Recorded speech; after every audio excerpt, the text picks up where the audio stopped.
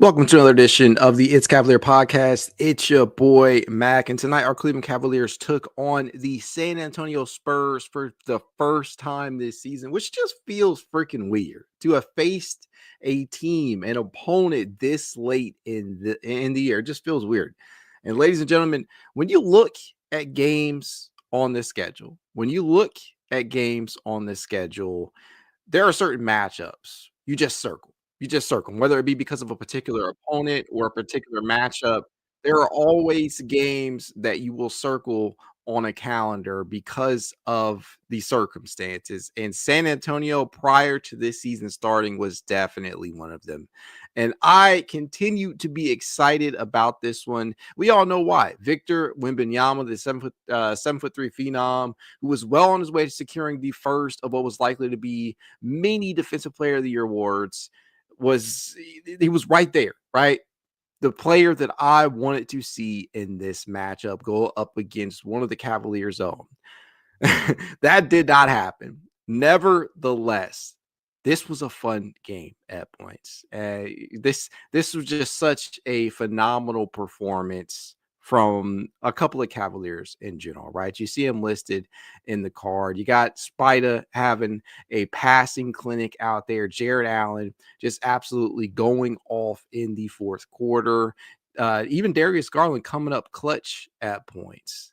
Sam Merrill had another quality performance despite not necessarily shooting so well. He would finish with 13 on the night, but man, this was a fun game.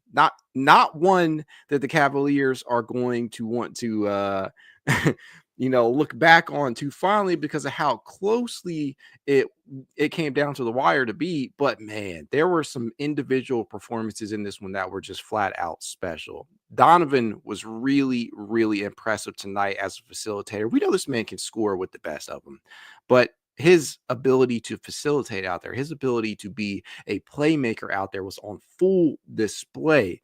That to me, if of any of his buckets, including the dunk was just phenomenal. The crossover and then the jam at the rim, that was awesome. But the facilitation from Donovan Mitchell is what really has set him apart from many of his peers. Truly, his ability to go out there and facilitate and operate as the lead guard. And you saw that last year a lot with Darius Garland injured and Donovan kind of having to take over. But man, oh man, that was a fun game. And then Jarrett Allen in that fourth quarter. Holy hell. Jarrett Allen, it really wasn't even just the fourth quarter. It was the second half in general. He just came to play. He just came to play. And I think you absolutely knew that after the first half, in which he only scored 2 points. But he was efficient as hell in that that third and fourth quarter. You just needed him to be that way too, with the way that the game was going, with Darius Garland kind of having an off night. And that's putting it mildly, as Darius was finished just 4 of 15, including 2 of 7 from 3-point distance, which is 28.6% from 3-point range. He did dish out 9 assists, as the Cavaliers would finish with 32 of those on the night, which is great. A lot of ball movement out there. A lot of that came from Donovan and Darius, who combined for 23 total. But at the end of the day, Darius has got to shoot better. But in a game where that doesn't happen, at the very least, you have guys like Donovan and Jarrett picking up the slack. And I can't help but to gush over the fact that Jarrett finished with 29, 16, and was a very efficient 10 of 11 from the field, including 9 of 11. That might be one of the most impressive parts, was his ability to get to the line, though. His ability to get to the line, 9 of 11 from the free throw line. That to me, that was the most impressive thing that he did out there. I get that San Antonio, they kicked the Cavaliers' ass on the offensive glass, it felt like, all night, but Jarrett was just a difference maker down the stretch. And to that point, let's keep in mind that San Antonio pulled down 19 offensive rebounds to Cleveland's 14. That was a big point of contention tonight for me. I'll keep it a buck. I'll be 100 with that. If there was anything that truly bothered me tonight about what the Cavaliers did wrong, it was the inability to box out and position themselves to secure defensive rebounds, to end possessions for San Antonio. And that just led to a lot of frustrating things. But yeah, that to me That was really, really irking me, but I'm gonna reel myself back in because coming into this one, I was really, really, really when before the season started, this was one of the matchups that I had circled on the schedule as man, Mobley versus Wimby. And then everything happens, right? Wemby played 46 games this season. And in those 46 games, he put up averages of 24.3 points, 11 rebounds, 3.7 assists, and 1.1 steals while completing 47.6% of his field goals, including a very respectable 35.2% from 3-point range on extremely high volume. That's the thing, too. The dude was attempting 8.8 3-point attempts per contest, which those are incredible numbers for any player, let alone an NBA sophomore. But what truly stood out about the stat sheet is fairly obvious in regards to him. It's his massive blocks totals, right? His blocks per game. Wimby averaged a staggering 3.8 blocks per game this year. Dude came into, prior to the injury, he had 176 rejections this year. That is 42 more than the next closest player, who is Walker Kessler, despite playing 10 fewer games. And with around 10 to 11 games, for most teams left on the season, he has an extremely high chance to end the year with the most blocks, which is just pure insanity to me. And to be clear, this is not something that we have never seen before from a pure shot blocking standpoint, as Wemby doesn't even come close to the most blocks in one season. That record may forever belong to Mark Eaton, the massive center who led the league in blocks on 4 separate occasions and won the Defensive Player of the Year award twice during his 11-year career.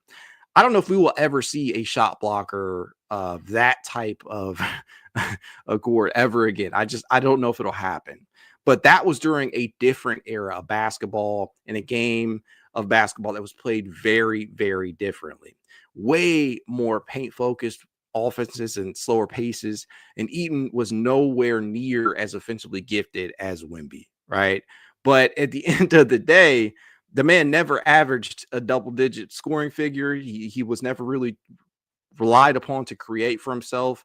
Wemby's game is just in a whole different realm. So I was really, really excited about having this potential matchup, considering that the Cavaliers had their own young and talented star big man at their disposal in Mobley, who has taken the lead this year. Mobley entered the league, as we all know, as a defensive stalwart, like Wemby, and finished as a finalist for the Defensive Player of the Year award just last season. And I'll have you guys know this.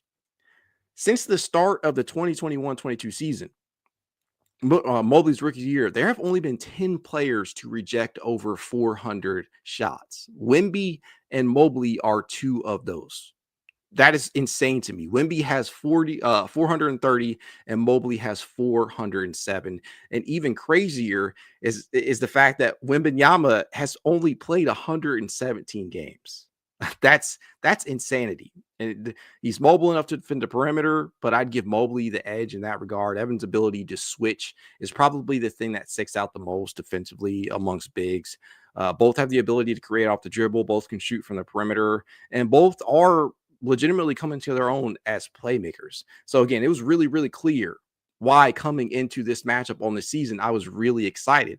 But then it lost a lot of its luster in mid-February when it was announced that Wemby would miss the remainder of the year due to deep vein thrombosis, which was a huge bummer.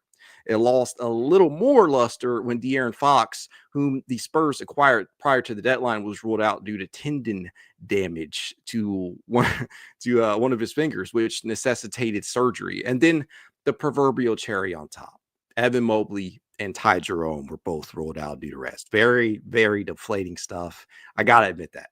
But with that being said, with that being the case, there were still more than a few reasons to be excited about this matchup, to look forward to this game. Starting off with the fact that the Cavaliers came in technically at risk of losing the number 1 seed in the East, with the Boston Celtics only 4.5 games back as of tonight. So you had to win this one. That's first and foremost. Get win number 59. And that's exactly what happened. That is exactly what happened. They had to go out there and win. Another reason was to see some of the reserves get minutes bumps, whether that be DeAndre Hunter, Dean Wade, Isaac Okoro, Javonte Green. And it was certainly going to be needed with all those minutes freed up by Ty Jerome and Evan Mobley. So to that end, what better place to truly begin the discussion of the game than what Kenny Atkinson has done with this starting lineup. And in Mobley's absence, we have seen a number of things. We have seen in the 8 previous games,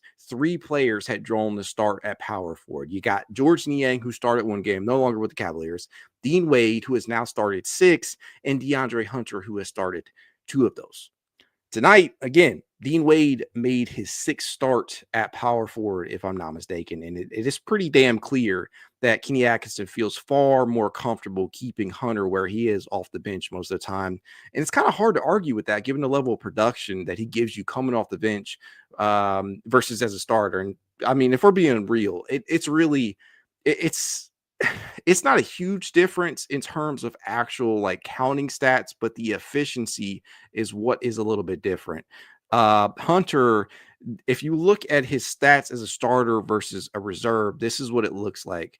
You know, he came into tonight averaging 14.8 points, 4.5 rebounds, but he was shooting just 37.5% from the field, including 45% from 3-point range as a starter. Now, as a reserve, the points are a little bit down, the rebounds are a little bit down, but what immediately stands out is the fact that he has shot the ball much, much better. 54.3% from the field, including 47.9% from 3-point distance, 82.5% from the charity stripe, and entered tonight with a 12-3 record as a reserve. Now, if you look to your right, you will see the shot chart.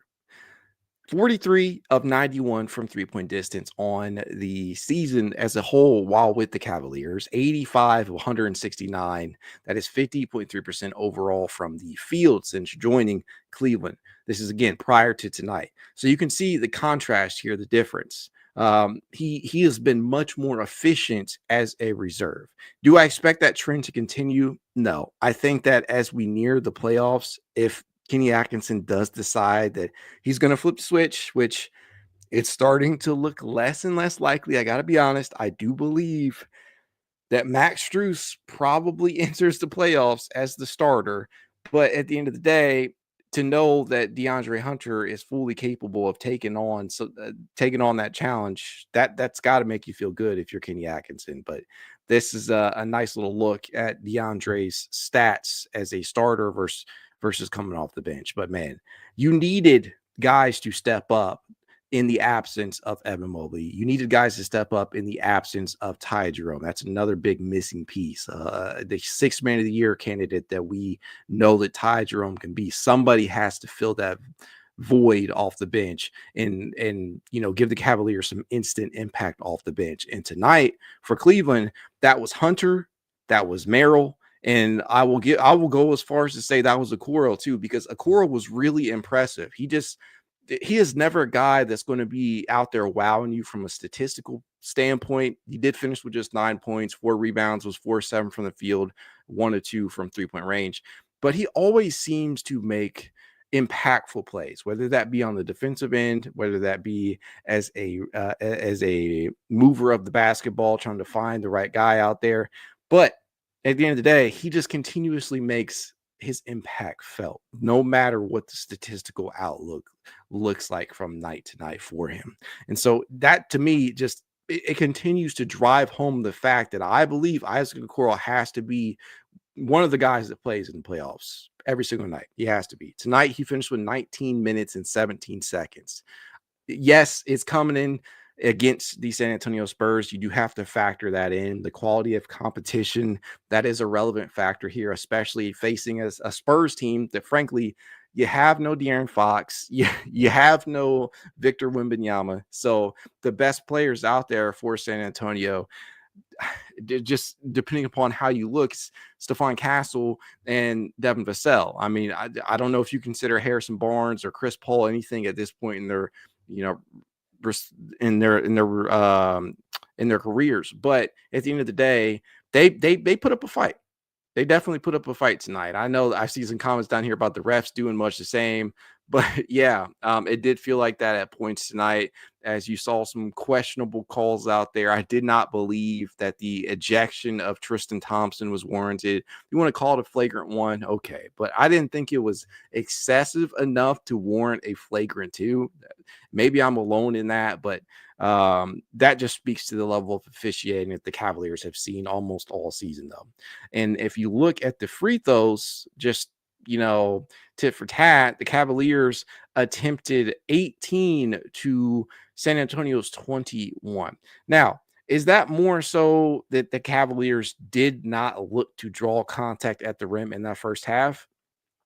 That's a valid, it's a valid question. As things kind of completely shifted in that third and fourth quarter, as Jarrett Allen specifically forced his way inside and drew a ton of contact and got to the line a ton, and we finished the night with 9 of 11 from the charity stripe. You got Donovan Mitchell finishing 5 of 5, but it was really, if you really think about it, just 3 players attempted free throws for the Cavaliers tonight. I don't know when the last time that has happened for this Cavaliers team. I would be very interested to do a little bit of research on that. But that's when you just think about that, that's insane. Just Jarrett, just Donovan, just Darius. No, not Darius, just DeAndre, Donovan, and Jarrett. Those were the only 3 players to attempt free throws for the Cavaliers tonight. And it was 18 total cumulatively between them. So that's that's something certainly to take note of. But I don't know. I'm not gonna beat the refs up too much, because there were a lot of extra possessions that San Antonio generated, and I think that was more so a leading factor in why this game just felt so close at times, because again, they racked up 19 offensive rebounds. That's 19 additional offensive possessions to try and generate second chance points. And to that point, San Antonio would beat Cleveland in that regard, 18-14 in as it relates to second chance points. And that to me is what really, really kept them in this game, despite them shooting just 40.6% from the field, including 32.6% from 3-point distance, compared to what Cleveland did at 46.5 and 35.4, respectively. So that to me, the offensive rebounding, that was the big difference maker for San Antonio and being able to stay in this game for so long. If Cleveland just figures out a way to stop teams from doing that, from generating offensive possessions, they probably win these games a lot more handily than they have. But I'm not naive as to think that some of that may have been the result of, hell, a lot of it was probably the result of the fact that they just did not have Evan Mobley out there, who has been borderline elite on the glass at times this year, especially on the defensive glass. He has upped his game in that regard and is averaging, if I'm not mistaken, 9.4 rebounds on this season. Mobley, his impact, anytime he is not out there, you feel it, especially in those two areas, defense and rebounding. Mobley, very well, in my opinion, is the defensive player of the year, especially with Wemby out. I know that Draymond Green has essentially leapfrogged him after talking his way into the discussion on his podcast. But Evan Mobley's defensive impact, games like tonight, show you exactly why Evan Mobley is missed. His impact on the defensive glass and his impact, just defending period out there, whether that be at the rim or on the perimeter, as he in the previous game limited the Cavaliers' opponent to just a paltry shooting percentage, and everybody that he had the pleasure of defending out there just could not score over him. And so you see the value of having an Evan Mobley when he is not out there. That is when you miss him, right? You see the impact out there. You may not see the impact that he has on a night-to-night basis, but I can guarantee you when he's not out there, you feel it, because then the Cavaliers are forced to either play a lot more small ball lineups or they're forced to turn to Tristan Thompson, which you never truly want to do. And Tristan, for what it's worth, played 8 minutes and 13 seconds tonight. He did grab 4 rebounds, 2 of the offensive variety. So I do kind of have to give him props for that. He probably would have played a little bit more tonight had he not been ejected. But this is not ever a position you truly want this team to be in, especially in a playoff setting. So hopefully The Cavaliers do not suffer any injuries in that front court because they cannot afford it, considering that they did not really elect to bring in a true third big. Right now, they're relying on a rotation in the front court of Evan Mobley, Jarrett Allen, DeAndre Hunter, and Dean Wade. That is really it in the front court as far as the 4 and 5 position goes. You may see Isaac Okoro log some minutes at the 4. You may see Javonte Green potentially log some minutes at the 4, but that's really your rotation. It does not extend past that because the Cavaliers do not have a true third big on the roster. They are essentially using DeAndre and Dean in that fashion. So we'll have to see what ends up happening. Hopefully everybody is okay. And tonight was just about rest for Evan, but this just goes to show the Cavaliers cannot afford an injury in their front court. And if you did not see how valuable having a big man out there is after watching Jarrett Allen go off for 29 and 16, then I don't know. God help you, because clearly the bigs on this team are oftentimes the gateway to success for everybody else. Yes, it's awesome to have Donovan Mitchell put on a passing clinic and do this and that in terms of shot making, but man, it is even more fascinating to me to watch Jarrett Allen or Evan Mobley go off in the ways that they have. We'll have to see if Jarrett actually plays all 82, because as of right now, he is on track.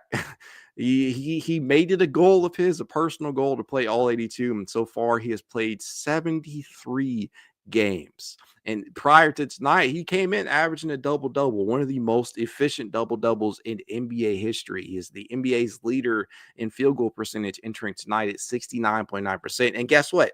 That's probably going to go back up to 70% plus after going 10 of 11 from the field tonight. But man, it just goes to show you that when you truly get the ball to Jarrett Allen, whether that be him rim rolling or out in transition or a lob attempt, anything of that variety, you want to use him in the DHO game out there, which the Cavaliers consistently do, or some big to big passing from Mobley to Allen. Anytime you get them involved, anytime you get Jarrett Allen involved, they can, or he can rather, do some damage, especially against a team that is either undersized or just frankly can't keep up. And Jarrett Allen, I know there's still a narrative out there that he's soft or that he can't play against elite bigs. I think he's already broken that narrative time and time again this season. I just think that when he is not involved offensively, it just it makes people believe that he doesn't add anything of value out there at times, when that is clearly not the case. Because Jared in that starting 5 is often the guy sacrificing the most. Max is going to get his attempts from 3-point distance. Darius and Donovan, they get the bulk of the shot attempts, and Evan Mobley, as a developing star in his own right in that front court, they're going to continue to get him the ball, and rightfully so. So the guy that is often left kind of struggling for touches is Jarrett Allen. But games like tonight, especially in that fourth quarter, they kind of prove to you why a player like Jarrett Allen is so important to the makeup of your starting 5, because you need players willing to sacrifice. So at the end of the day, I hope that you saw the value in what Jarrett Allen brings to the table, because they certainly needed every single point that he gave them tonight. They certainly needed every single rebound that he gave them tonight. And I was just very, very proud of the performance that he gave us. Man. And again, no Wemby, no De'Aaron Fox. I'm taking that into consideration. This isn't the game to try and, beat the table over. But it was certainly a fun performance when you look at it objectively speaking. When you think about the fact that Donovan went out there and was just 2 rebounds shy of a triple-double. You look at the fact that Jarrett Allen nearly had a 30-point, 16 rebound game and was efficient as hell. When you look at the fact that despite shooting just 4 of 15 from the field overall, Darius Garland still had his handprint, his fingerprints all over the final possessions of that game, making some really, really clutch shots like we have seen him do all season long. There were just so many things. The Sam Merrill rejection, who saw that? That was a fun play. That was a fun sequence. And I continue to have there's a friend of mine, Ziv. We're continuously messaging each other about Sam Merrill's impact and about whether or not Sam will be a player that will be in the Cavaliers rotation come the playoffs. I tend to be on the the side of things that says it'll probably he probably won't be out of the rotation, but I do see his minutes shortening. And you got my buddy Ziv is constantly reminding me about how much Kenny values what he brings to the table and the affinity that he has for Sam Merrill. And nights like tonight, it's kind of hard to argue against why Kenny gives Sam so much run, even when that shot is not falling. It's little things like that that can lead to success. It's the way in which Kenny has given these guys confidence to play their own games. It's the way in which they impacted in their individual ways, and everybody's willing to sacrifice for the greater good. It just continues to show in various ways. And I know that this has not been the best stretch of basketball from this team, but at 59-14 now on the season, I don't have very many complaints. This has been a fun year, and the Cavaliers, they can end it strong, and I think that they will. But at the end of the day, as long as they make it out of the Eastern Conference or if they make it out of the regular season rather with the number 1 seed and they enter fully healthy, everything else is gravy. Everything else is gravy for me. Um, I'm at the point now where it kind of does not matter to me what I see the rest of this regular season in the 9 or 10 games that they have left. Nothing that they can show me down these last couple of games is going to really sway my opinion one way or another. If they absolutely eviscerate New York and the final matchups that they have with them, it's not really going to move the needle for me. They're at the point now for me in my brain where I have to see this play out in the playoffs. I have to see them take what they have done for most of the season and apply it to a postseason setting. That is the point that I'm at with Cleveland. And when I constantly see people bitch and complain about, they're not doing this, they're not doing that, they're if they don't do this, then they're going to fail in the playoffs. Well, yeah, in a vacuum, that's true, but you can't judge every game and in that fashion, because there are going to be games where they do something really well and then the next game they may not do it. You may give them the inconsistent label, but at the end of the day, they have looked like a really good team all season long, and there's nothing else that they can do down the stretch here that's probably going to sway anybody's mind into believing that they have what it takes to beat Boston. And that's the one team, right? There's nothing they can do down the stretch of this regular season that is going to change people's minds. They just have to go out there and do it. That is all that there is to it at this point. And that is the point that I'm at. Down the stretch here, if there was anything that I just want to see this team do, it's win, obviously. But 2, it's just to get some of these individual players out of their slumps. Donovan Mitchell took a long way towards he went a long way towards doing that tonight, but still, the 3-point shot can be rather hit and miss with him. So he shot 4-9 from 3-point distance tonight. That's great. I want to see him continue to do that, shoot at a respectable percentage in these last couple of games, because we know they're going to start resting guys, especially once they are mathematically once it's mathematically impossible for Boston to pass them for the 1 seed. At that point, just rest them if you have to. But I want to see the guys get out of their slumps, right? Darius Garland obviously comes to mind immediately here, as he shot just 4-15 from the field tonight, including 2 of 7 from 3-point distance. That's really all I want to see. I just want to see guys play efficient basketball, get on sort of a hot streak, start to peak a little bit here, and get back to playing efficient basketball overall as a team. And that's truly what I care about. Right. I care about the wins. I want to see him win, but there's nothing that this team can do over the last 9 to 10 games that's really going to make anything click in my mind that makes me feel like they're going to be any better. That's the point that I'm at. And with that being said, that's probably a great time to hop into the chat. Razor531 says, what's up? What's up, dude? Cleveland Cavaliers says Cavs 59-14. Let's go. Milkman Joe says refs kept the Spurs in the game. Two awful flagrant call that resulted in two 5-point San Antonio possessions. Yeah, that was brutal. The Tristan Thompson one in particular, that just did not sit right with me. I didn't feel like he deserved to be ejected for the game in regards to that. If you want to give him a flagrant one, whatever, but flagrant two just seemed a little egregious to me. Yeah, Milkman Joe also says, I was also really impressed with Okoro. I was. I was too. Elliot Clausen says, do we take into account the level of competition, though? Right now, Spurs a lottery team, and we kind of made this a game.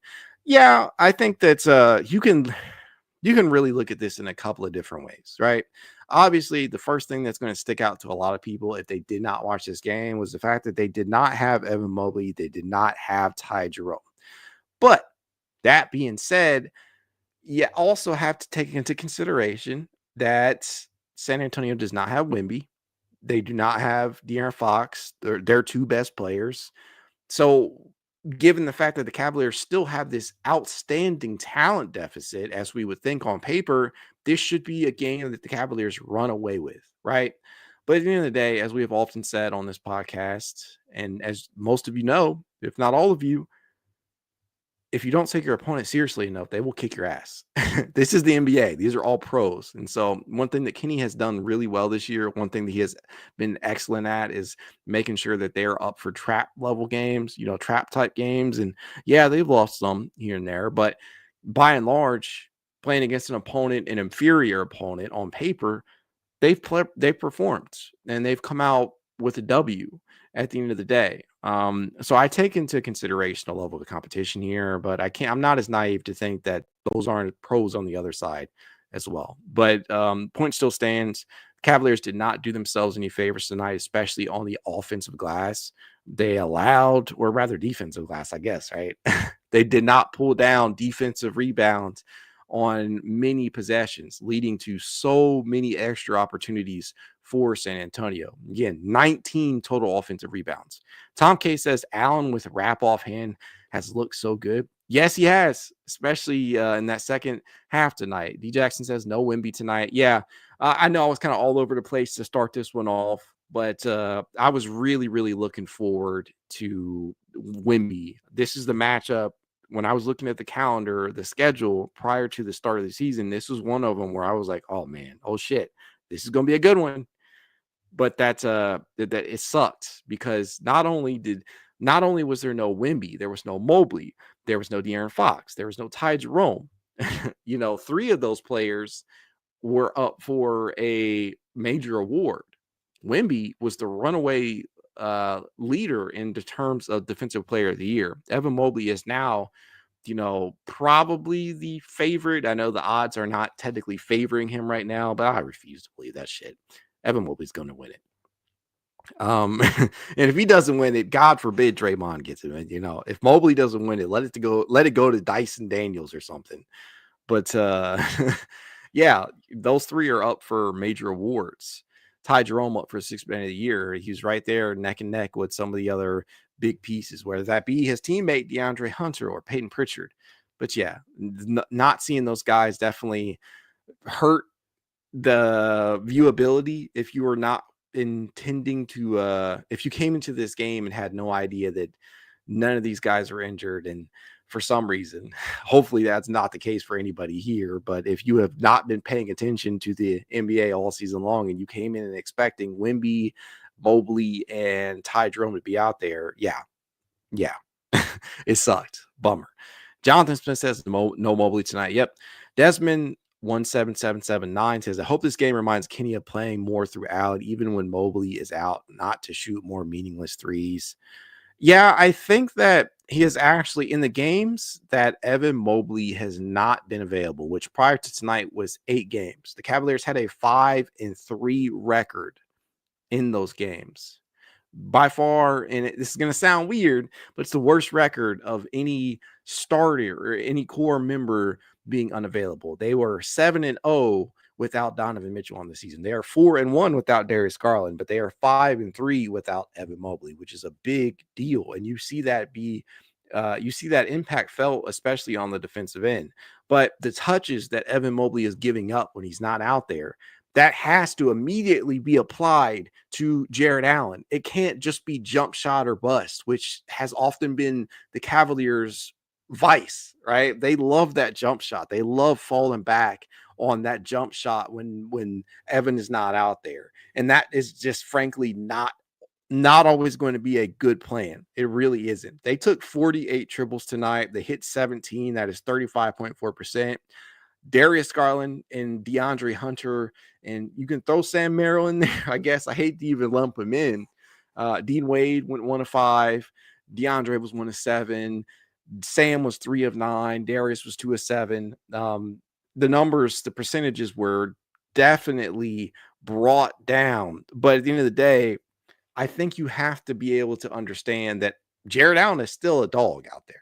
He can still do a lot of things, and feature him in the offense more, get him more looks in that painted area, do a lot more of these things that we know that he is capable of doing. I don't necessarily think you can play through Jarrett Allen, but one thing that you can do is make sure that you're keeping him involved, whether that be rim running, whether that be running the pick and roll, which Donovan Mitchell, Darius Garland, and a number of other, even Max Strus, especially on THO actions. These guys are all capable of getting the ball to Allen. And you may not be able to run the offense through him because he can't necessarily go out there and self-create in ways that Evan Mobley can, but you can still involve him. And there are a lot of games where he is just not involved enough. Some of that is mental with him. Sometimes they will give him the ball and he just does nothing with it. But a lot of the times too, it's the simple fact that they're just not getting him the ball. They're just not getting him the ball. Tonight they made an effort to do that, especially when they saw that San Antonio had no answer for him, frankly, down low. Bismack Biyombo is just frankly not the caliber of player to do that. And he's not the only player that Jarrett Allen has done that against. It has happened a lot this season.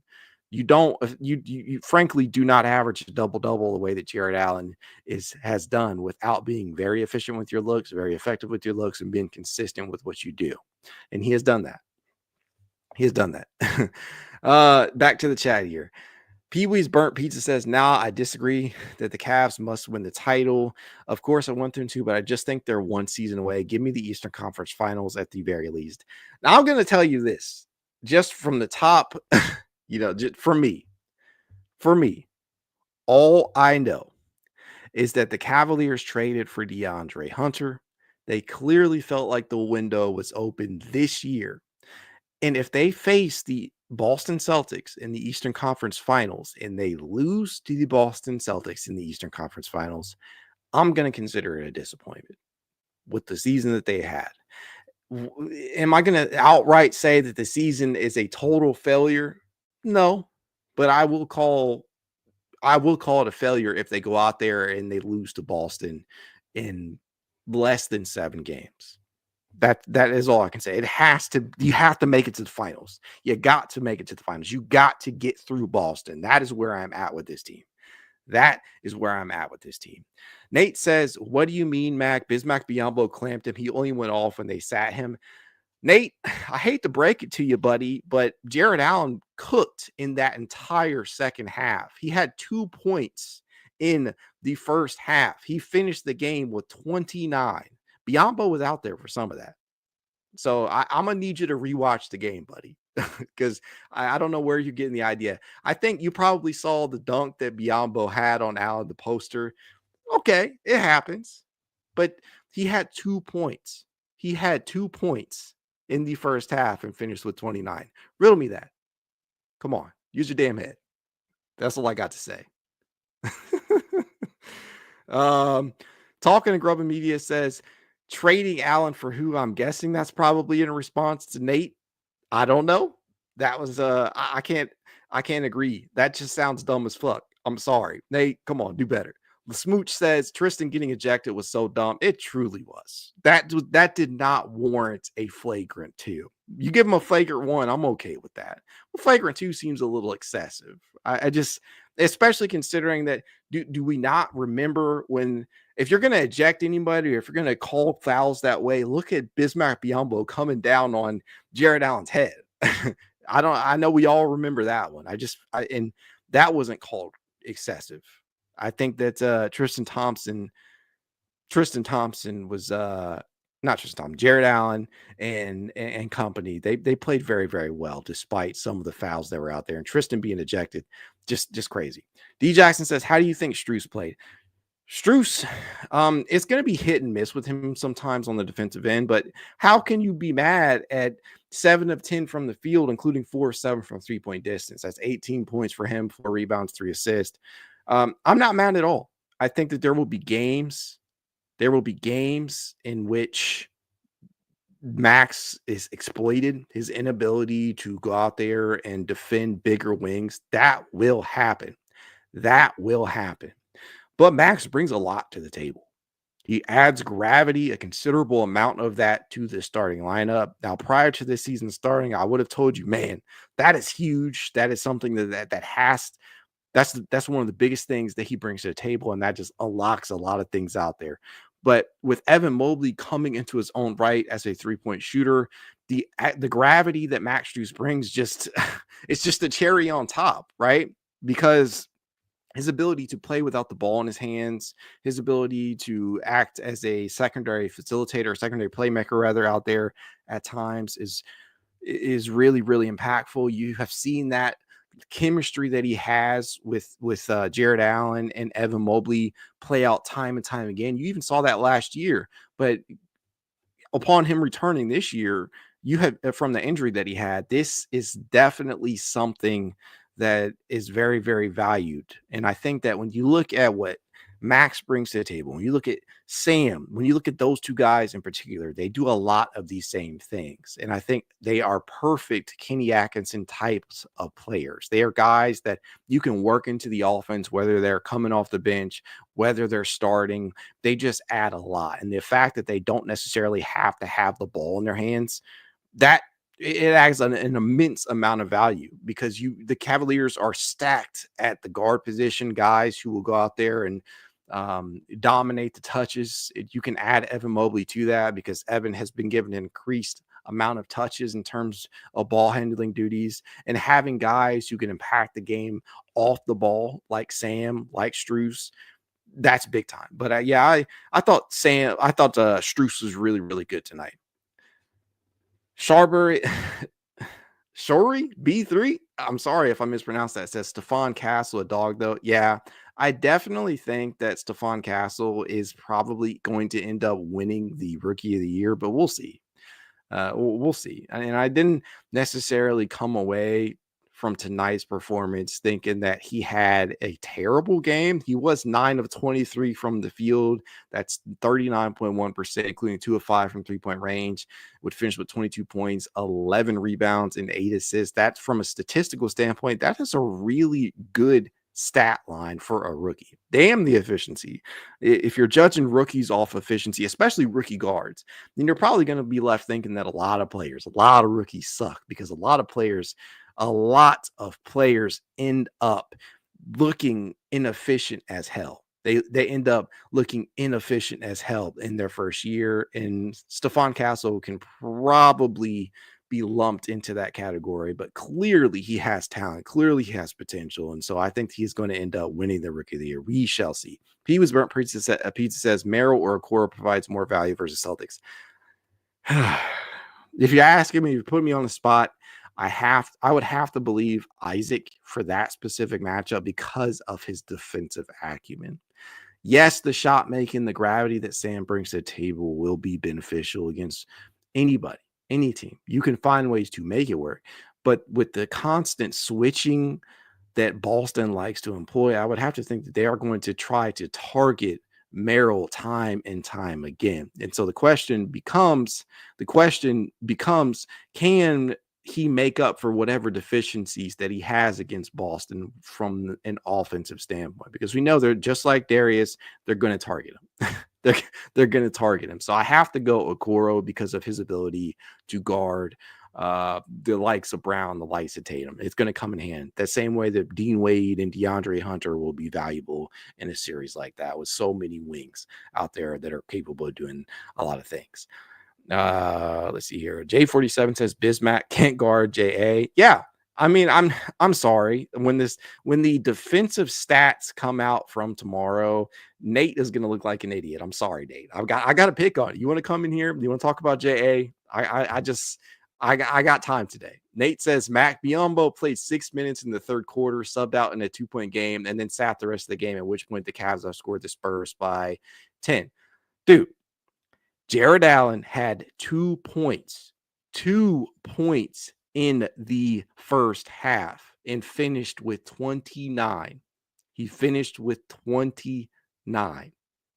Come on. The math ain't mathing. You got to try harder than that. You really, really got to try harder than that. Razor 531 says Tatum and Brown will also target Mobley and Allen, and they will get rejected. I'm sorry. I'm tired of hearing the hunting of Mobley, but I get it. You know, Tatum and Brown, they are awesome offensive talents in their own right. They are awesome talents in their own right. But I think Evan Mobley will be just fine. I think Jarrett Allen will be just fine. A lot of people like to think that KP is some exceptional player against Cleveland, when that's actually not necessarily been the case, especially against Jarrett Allen. Jarrett Allen has fared very, very well against KP from a historical context, from a historical standpoint. Al Horford actually gives me more fear in regards to the 5 spot than KP does. And that might sound crazy, but that's just how I feel, because Al Horford always seems to play very, very well against Cleveland. G Jackson says, how many games we win for the rest of the season? Give me your opinion. I think the Cavaliers win 7 more. With the way that they've been played, I think they have to be better if they're going to try and win out down the stretch. I just do not see that happening, especially with the fact that I do believe that they're going to start sitting some of these guys once they lock up the number 1 seed. But again, at the end of the day, as long as they do that, and as long as everybody is healthy, I'm good. I'm good, because at the end of the day, that's what they want. The Cavaliers have not entered the playoffs healthy in a number of seasons, right? They don't have, last year they did not have Dean Wade until the Boston series. They only had Jarrett for 4 games against Orlando. Donovan was taken out after 3 games against Boston, if I'm not mistaken. The year prior to that, Dean was still dealing with an AC joint injury, and there's a number of other injuries on the roster. And the year before that, you guys know what happened with the play-in. They've not entered a playoff setting. They have not entered a playoff setting fully healthy. So as long as they do that and they lock up the number 1 seed, I'm good. I'm good with that. And I think that right there is probably the best way to end tonight's stream. If you'd like to reach out to me now, I can. It's Cavalier_pod on Twitter, TikTok, Instagram, YouTube, and more. If you want to be added to the It's Cavalier Discord chat, you know what to do. Leave a rating, leave a review, send a screenshot of said review to It's Cavalier53@gmail.com, and I will send you said invite. If you want to support the podcast in a small but helpful way, consider becoming a member over on Patreon. You can do so for as little as $1 a month. You never know how much you help out your favorite creators and podcasters when you decide to do that. With that said, go Cavs. Have a good night.